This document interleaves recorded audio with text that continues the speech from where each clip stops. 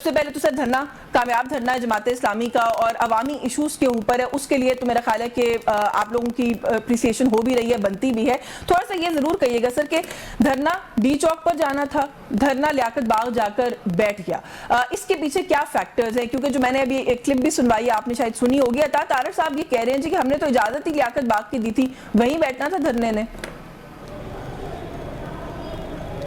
یہ بسم اللہ الرحمن الرحیم، بہت شکریہ۔ دیکھیں، جماعت اسلامی نے تو اپنے احتجاج کا اور دھرنے کا اعلان کیا اور اس کے ساتھ اس کے پورے مرحلہ وار تمام پلان کو بھی طے کیا تھا۔ اسی میں سے پہلا پڑاؤ یا پہلا مرحلہ مری روڈ کا ہے، اور ظاہر ہے یہ چیزیں مرحلہ وار آگے بڑھنی ہیں۔ اگر ہمارا کوئی محض ایک پولیٹیکل ایجنڈا ہوتا، جماعت اسلامی کے کوئی اپنے مفادات ہوتے اور محض ایک پولیٹیکل پوائنٹ سکورنگ ہوتی تو یہ تو بہت آسان تھا کہ بھی ڈی چوک پہ پہنچ جاتے اور گھنٹے دو گھنٹے کی ایک جھڑپ ہوتی اور اس کے بعد چیزیں ختم ہو جاتی۔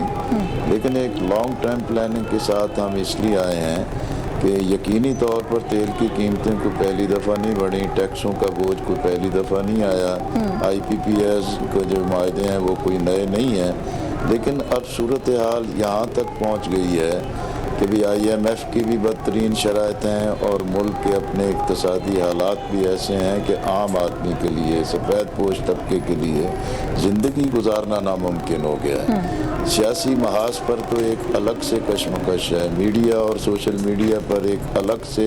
اپنی کشمکش جاری ہے، لیکن اس ماحول کے اندر جو عام آدمی، غریب آدمی، تنخواہ دار طبقہ جو حکومتی غلط اقدامات کی وجہ سے پس رہا ہے اور وہ اپنے آپ کو لاوارث سمجھ رہا ہے کہ ہماری آواز کو کوئی اٹھانے والا نہیں ہے،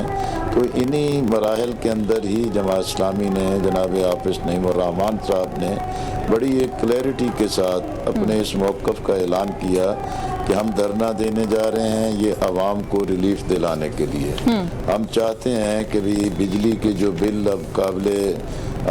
ادائی نہیں ہے، وہ اتنا بوجھ بن گئے ہیں کہ ناقابل برداشت ہیں، ان کو اصل جو لاگت ہے بجلی پیدا کرنے کی اسی کے مطابق بل وصول کیے جائیں۔ پیٹرول عالمی منڈی میں اس کی قیمت کم ہے، لیکن جو لیوی اور ٹیکسز لگا کے اس کی قیمتیں بڑھا دیتے ہیں، تنخواہ دار طبقے پر اب انکم ٹیکس کی شرح اس قدر بڑھا دی ہے کہ وہ عملاً زندہ درگور ہو رہے ہیں۔ آئی پی پیز کا معاہدہ تو اب بالکل بے نقاب ہو گیا ہے کہ قوم کے ساتھ جو جھوٹ بولا جا رہا تھا یہ ریوزٹ ہو سکتا ہے، نظر ثانی ہو سکتی ہے، جو سرکولر ڈیٹ ہے جس کا براہ راست بوجھ جو ہے کہ وہ افراط زر کی صورت میں بڑھتا ہے اور صنعت کا پہیہ جام ہو رہا ہے، جس سے بے روزگاری بڑھ رہی ہے، اور خاص طور پر اپنی عیاشیاں نہیں ختم کرتے، اس حوالے سے آواز اٹھانی۔